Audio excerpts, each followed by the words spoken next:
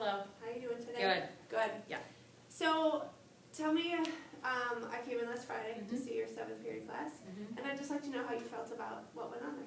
Well, I was really excited because it was my first time doing, at least with this year, reading a text and identifying the annotation strategies. I've been doing this article for several years now, and based already on the assessment that I'm getting back from the kids, they're definitely meeting proficiency a lot better. On that day, we worked on identifying the main idea of the article, and I really clearly set up the expectations instead of just saying, read the directions, figure it out on your own. I really did a lot of modeling with them, and I'm getting a lot better responses because of it. Excellent. Yeah, I would completely agree with you that I definitely saw some great instructional strategies like the gradual release. I know we talked about that before, and you were really proud of how you were doing it and how the kids were responding, so that was great.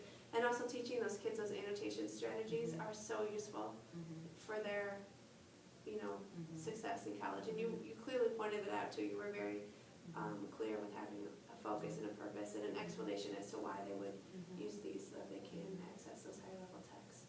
So that's great. Were there any things that you, as you reflect on, you would have liked to do differently or thought maybe didn't go as well as you had hoped? Well, I think by the third time that I had gotten the kinks worked out, I can't remember if I was rushed at the end or not with I don't think I was. I don't think so. Yeah, so probably, I mean, I thought it went well, and it was a really great class that responds well. I mean, they really only need instructions once, and if they don't get it, they ask for clarification. So it's a good group. So I really thought it went well. I know there's always things to improve on, but I liked it. Good. Yeah. You had talked to me before about really working with these students on establishing productive behaviors and group work behaviors and things like that. Tell me how you felt that went with your kids, because you did do a lot of turn and talks. Well, I set it up the first week, and I really did the first unit really focused a lot more on teaching them how to interact with each other and showing them what that would look like, by saying specifically what they should be saying. So they definitely took that and ran with it. Again, I didn't have to repeat too much. I know I'll have to do some refreshers as the year goes on or as they have new partners once we move the seating chart. I think it went well. I know that's a big class, so it's hard for me to see who isn't talking. So what I started doing this week is just standing at the front of the room and looking around, and then if 2 people aren't talking, I'll go and start talking to them and engaging them in conversation, because there are some people who are a little bit more introverted. So that helps me identify who's talking and who isn't. Good. So along with that same idea, one thing that I was thinking about was about how are you, like for example, when I watched the class, how are you formatively assessing what kids get it or what don't? So that strategy that you talked about of seeing student behavior or their participation is definitely a way, and then you went to address it. How else have you worked on formatively assessing your students to see which ones might need more scaffolding or support? Sure. I think one thing that I do was with the annotation strategies, that's really easy to see. Just walk around the classroom, and then if they're not annotating like I expect, I could ask them why not, and some of them may say because I'm a really strong reader, I don't need to do it, and then the first time I give them okay, I'll get your assessment and see how that is, or maybe I'll ask them a little bit about it. I know I'm going to be getting more into like content formative now that it's coming up. I try to always walk around to different kids and hear their conversations when I have them turn and talk. But then I also do random calling. That way they can share what their group shared, so it's not as individualized. And then by them sharing what their group shared, I can address a misconception. So there was one misconception today on the biological perspective, and a lot of kids were having it, was hearing it a lot. So I was able to correct that for everybody based on the calling. I'm happy to hear that you mentioned that more students were proficient on this particular assessment as in previous years, and I'm sure it's due to your instructional delivery. So when I was there, when I came in last week, you asked me specifically to take a look at the questioning sequences, and so I wanted to just share with you my markings. Now keep in mind, this was based on my interpretation of your Right. questions, and I have a long way to go to Mhm. perfect it, so this is not a grade, this is just my Mhm. observations of it, so I just wanna share with you and have you take a look and, tell me what your thoughts are. And I did it like Mhm. within the first 5 minutes. Okay.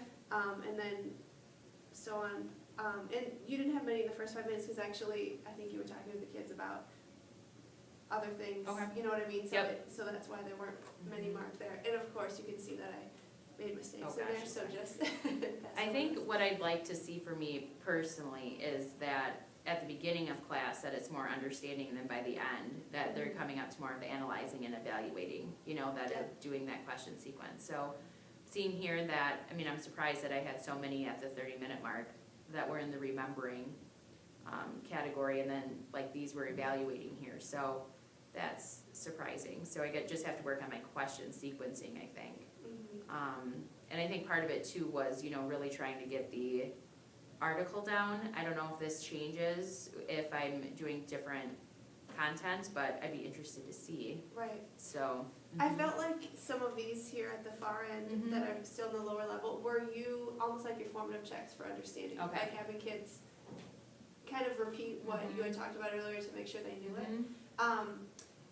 And I know we mentioned this too when we talked just a little bit on Friday, how depending on what your topic is, you Mhm. might have more higher level ones, Mhm. but because you were teaching them the skill of annotating, that it was more so just checking to Sure. make sure that they got that.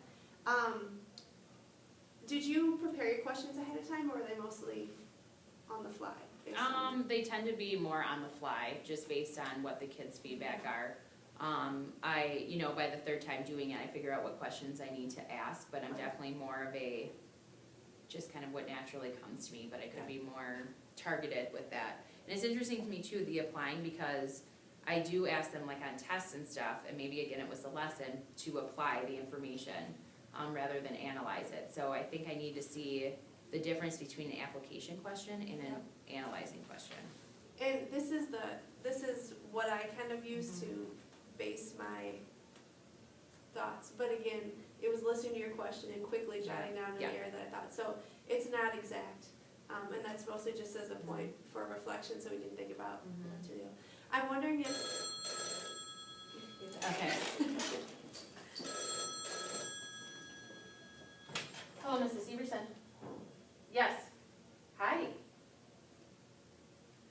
Tier 1 violation is that they can't be in any leadership events or anything like that. I thought that was a Tier 1 violation.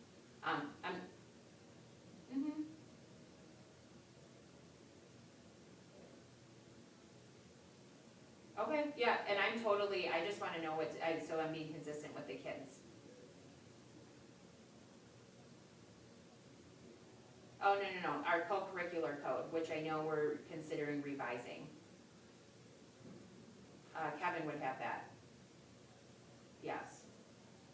I thought it said tier 1 was that you can't be on any courts, you can't be on NHS, you can't be in any leadership type things. I don't say I am totally indifferent about it, kids were asking me, so I wanted to make sure I was consistent. Yeah. Yeah, it's honestly, you know, like, I think they're both great kids, just made one mistake, I don't feel like they need to be punished. I just wanna know that I'm telling my kids the correct thing, because it's my senior class, so they talk to me a lot about it, so I just wanna make sure I'm on the same page as you guys.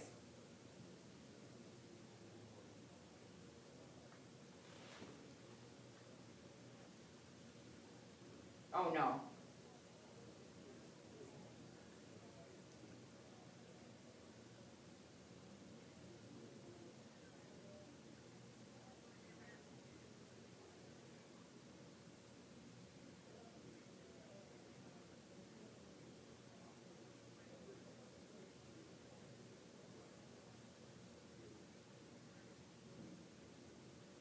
Yeah, I thought it did. Yeah, and it's, again, I talked to Kevin about this, I'm all about, like, they made a mistake last year, let's have a fresh slate, clean slate, so I kinda thought it was a little harsh anyway, but I just wanted to relay the message to our kids.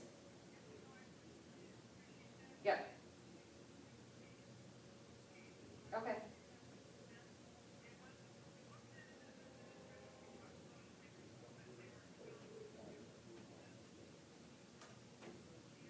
I would agree with that, so.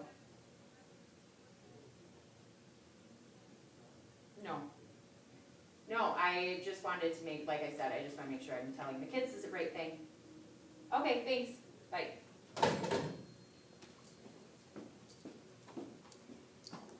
Okay. So back to this, again, this is what I use as kind of a reference. So I'm just wondering if maybe if you, as you indicate, you wanna focus more on these, I'm wondering if it might be helpful if before you do a lesson, you come up with one or two Sure. that are in your pocket so that you know, even if the situation doesn't arise, this is what I wanna get to. Okay. Just an idea for Okay. how to do those perhaps more. The other thing I want to talk about is, I printed off here, this is the performance standard that we talked about, instructional delivery, and I know we're focusing specifically on 3.7. I wanted to give you a minute just to look at it, and then I would love to know where you would place yourself on the rubric based on some of the things that you said, and then I'll give you, Just based on 3.7 or no? I think about anything, because there was a Okay. lot of things that we talked about, anything as it relates to the performance indicators.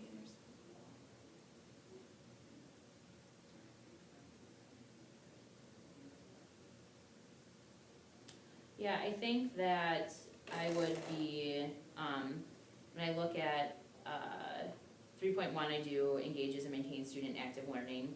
3.2 builds upon students' existing knowledge. I do try to always bring it back to something they know or something we talked about. Uses a variety of strategies, uses materials, technology, and resources to enhance learning. I think the ones that I have to work on would be the differentiates and paces instruction to meet students' needs. I always could do that better. And continuously coming back to the learning goal, I could always do that better. As well as the clearly and checks for understanding. You know, I walk around, so I would say, probably effective, almost distinguished, because I need to work on those things, so. Yeah, I would completely concur with you. You know, I think you're definitely, clearly effective. Yeah. And there, as you said, there's always room to grow, but I think you really have a good handle on a lot of the things. At the bottom, it talks about teacher research, and I know that you've been involved in Yep. studying, you know, research and what works best, but those are just some great ideas for you to think about and reflect on Okay. as you continue to grow in your practice as well. Okay. So I will write together my notes and add it to your post-observation form that you had delivered, and then, you know, if there's further things you want to continue to work on through this year, please, I'd love to come in and help you do that. Questioning, So, come back and see it, so. absolutely. Okay, Thank you. thank you.